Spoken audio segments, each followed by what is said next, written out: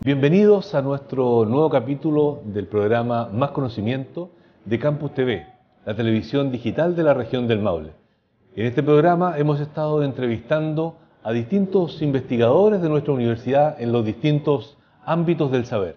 En esta oportunidad conversaremos con el profesor Claudio Ramírez, quien es doctor en ecología y experto en el control de plagas.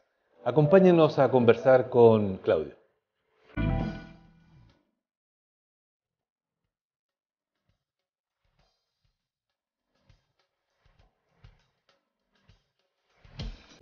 ¿Qué tal? ¿Cómo estás, Claudio? Hola, Iván, ¿cómo estás tú?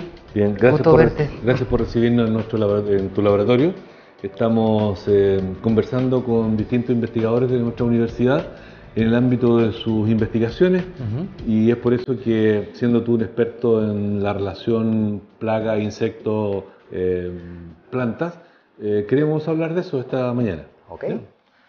Y, en primer lugar, creo que para la teleaudiencia sería interesante que nos comentaras, explicaras brevemente qué es una plaga, cómo se define una plaga.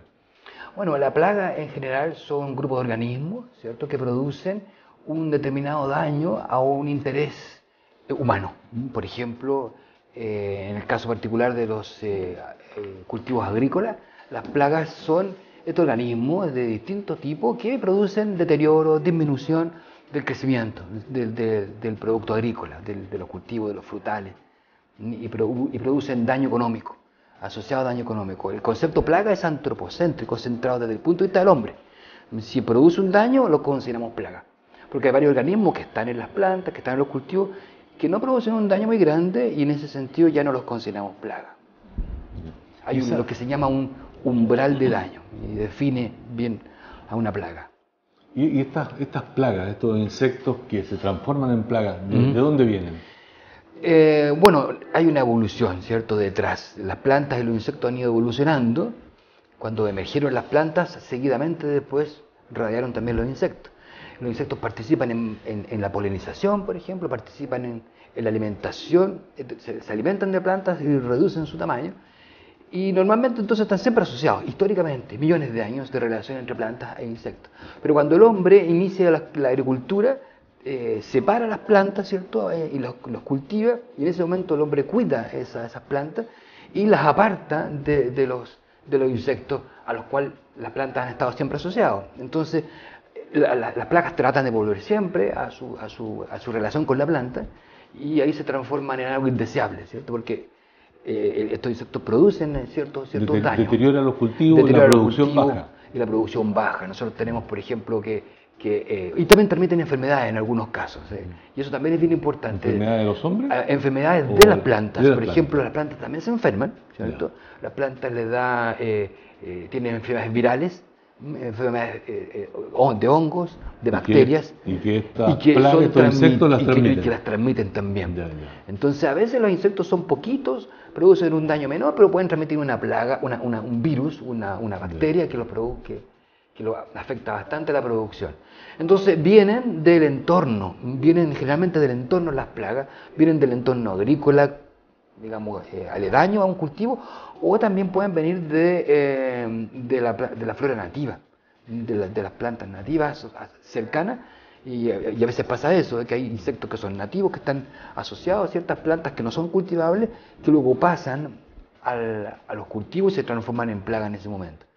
¿Y tú podrías nombrar alguna plaga entiendo, cada uno de estos insectos tiene un nombre científico, claro, pero más que el científico, pensando en los telespectadores, alguna plaga con un nombre común? Claro, por ejemplo, nosotros tenemos la mosca de la fruta.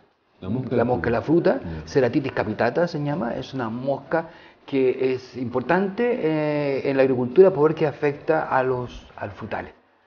¿Ya? Y es una plaga que daña el fruto, y en el caso de Chile, un país exportador de fruta, debe exportar su fruta sin daño de la plaga.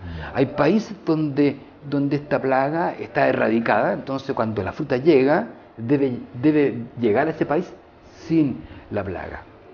Y hay varios otros casos de plaga, por ejemplo, de cereales, hay plagas en el sector forestal, por ejemplo, la polilla del brote del pino, ¿cierto? Atacan a sectores importantes. Esos son algunos ejemplos. Tenemos plagas en distintos ámbitos. Entiendo que también hay una plaga que se llama el pulgón. ¿Sí? Los pulgones, claro. Ya.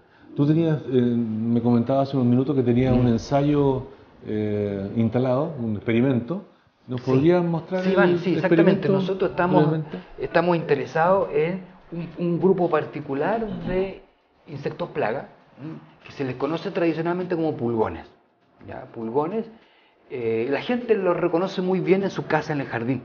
En las rosas, en las casas uno puede tener un rosal y uno mira debajo de las hojas y encuentra un pulgón verde chiquitito. Esos son los llamados pulgones, que corresponden a un grupo que se llama Hemiptera.